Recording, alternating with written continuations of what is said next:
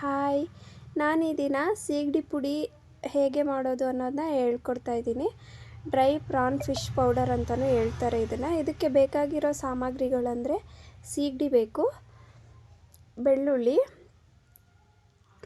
ಒಣಮೆಣಸಿನ್ಕಾಯಿ, ಕರಿಬೇವಿನ ಸೊಪ್ಪು, ಜೀರಿಗೆ ಮೆಣಸು ಮತ್ತು ರುಚಿಗೆ ತಕ್ಕಷ್ಟು ಉಪ್ಪು.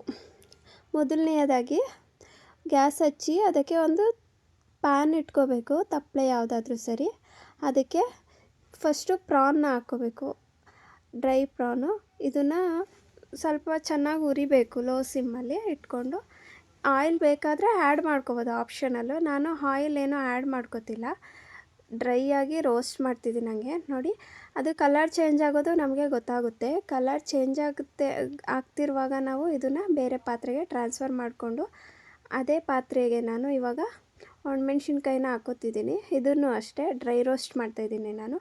ಒಣಮೆಣ್ಸಿನ್ಕಾಯಿನ ಚೆನ್ನಾಗಿ ಹುರಿದು ಅದನ್ನು ಕೂಡ, ಇದು ಕೂಡ ಕಲರ್ ಚೇಂಜ್ ಆಗುತ್ತೆ. ಸ್ವಲ್ಪ ಬ್ಲ್ಯಾಕ್ ಆಗ್ತಿದೆ ಅನ್ನುವಾಗ ಬೇರೆ ಪಾತ್ರೆಗೆ ಟ್ರಾನ್ಸ್ಫರ್ ಮಾಡಿಕೊಂಡು ಅದೇ ಪಾತ್ರೆಯಲ್ಲಿ ನಾನು ಜೀರಿಗೆ ಮೆಣಸು, ಬೆಳ್ಳುಳ್ಳಿ, ಕರಿಬೇವಿನ ಸೊಪ್ಪು ಇಷ್ಟನ್ನು ಹಾಕಿ ಸ್ವಲ್ಪ ಬಾಡಿಸ್ತಾಯಿದ್ದೀನಿ. ಇದನ್ನೇನು ತುಂಬ ಉರಿಯೋದು ಬೇಡ, ಸ್ವಲ್ಪ ಬಾಡಿಸಿದ್ರೆ ಸಾಕು. ಜೀರಿಗೆ ಸ್ಮೆಲ್ ತುಂಬ ಚೆನ್ನಾಗಿ ಬರ್ತಿದೆ, ನಮಗೆ ಸ್ಮೆಲ್ ಬರೋಕ್ಕೆ ಸ್ಟಾರ್ಟ್ ಆಗುತ್ತೆ ಜೀರಿಗೆ ಹುರಿದಿದ್ದು. ಆ ಸ್ಮೆಲ್ ಬರ್ತಿದ್ದಾಗ ಇದನ್ನು ಆವಾಗಲೇ ಮಿಕ್ಸಿ ಇಟ್ಟಿದ್ವಲ್ಲ ಅದಕ್ಕೆ ಟ್ರಾನ್ಸ್ಫರ್ ಮಾಡ್ಕೊತಿದ್ದೀನಿ. ಈಗ ಈ ಎಲ್ಲ ಮಿಶ್ರಣ ರೆಡಿ ಇದೆ ಹುರಿದು. ಇದನ್ನು ಒಂದು ಮಿಕ್ಸಿ ಜಾರ್ಗೆ ಟ್ರಾನ್ಸ್ಫರ್ ಮಾಡ್ಕೋಬೇಕು. ಮಿಕ್ಸಿ ಜಾರ್ಗೆ ಟ್ರಾನ್ಸ್ಫರ್ ಮಾಡ್ಕೊಂಡಾದ ನಂತರ ಇದಕ್ಕೆ ರುಚಿಗೆ ತಕ್ಕಷ್ಟು ಉಪ್ಪನ್ನ ಹಾಕೋತಾ ಇದ್ದೀನಿ ನಾನು. ರುಚಿಗೆ ತಕ್ಕಷ್ಟು ಉಪ್ಪನ್ನು ಹಾಕಿ ಇದನ್ನು ತರಿಯಾಗಿ ಗ್ರೈಂಡ್ ಮಾಡ್ಕೋಬೇಕು. ಅಂದರೆ ಫೈನ್ ಪೌಡರ್ ಬೇಡ, ತರಿಯಾಗಿದ್ದರೆ ಸಾಕು. ನಾನಿವಾಗ ಇದನ್ನು ರುಬ್ಕೋತಾ ಇದ್ದೀನಿ. ಒಂದು 30 ಸೆಕೆಂಡ್ಸ್ ಆದರೆ ಸಾಕು, ಅದು ತರಿಯಾಗಿ ಪೌಡರ್ ರೆಡಿ ಆಗುತ್ತೆ. ಈ ಪೌಡರ್ನ ಒಂದು ಪಾತ್ರೆಗೆ ನಾನು ಟ್ರಾನ್ಸ್ಫರ್ ಮಾಡ್ಕೊಂಡಿದ್ದೀನಿ.